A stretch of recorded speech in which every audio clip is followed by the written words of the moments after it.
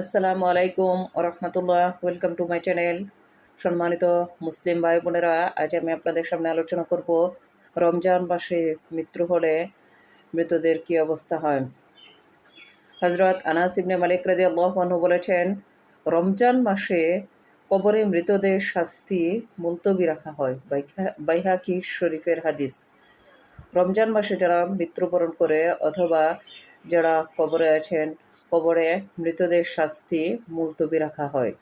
তাদের যদিও তারা পাপী হয়, তাদের শাস্তি রমজান মাসে মুলতবি রাখা হয়। আর যারা রমজান মাসে ইন্তেকাল করেন, তাদের কবর আযাব ও পরীক্ষা হতে তারা নিরাপদে থাকেন। হজরত আনাস রাদিয়াল্লাহু আনহু আরও বলেন, রাসূল সাল্লাল্লাহু আলাইহি সাল্লাম বলেছেন, কোনো মুসলমান জুমার দিনে ইন্তেকাল করলে তাকে কবরের আযাব হতে নিরাপদে রাখা হয়।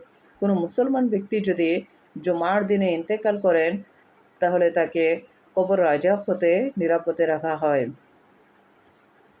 আল্লাহ তাআলা তাকে কবরের আযাব এবং পরীক্ষা হতে নিরাপদে রাখেন।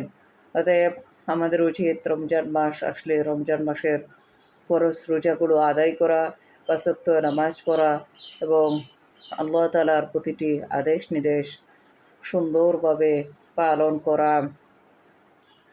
আপনাদের কাছে আমার একটি অনুরোধ, আপনারা আমার চ্যানেলটি সাবস্ক্রাইব করে রাখবেন এবং পাশে থাকা বেল বাটনটি অন করে রাখবেন, যাতে পরবর্তী যে কোনো ভিডিও আপলোড হওয়ার সাথে সাথে আপনাদের চ্যানেলে পৌঁছে যায়, এবং ভিডিওটি অন্যদের মাঝে শেয়ার করে দেবেন।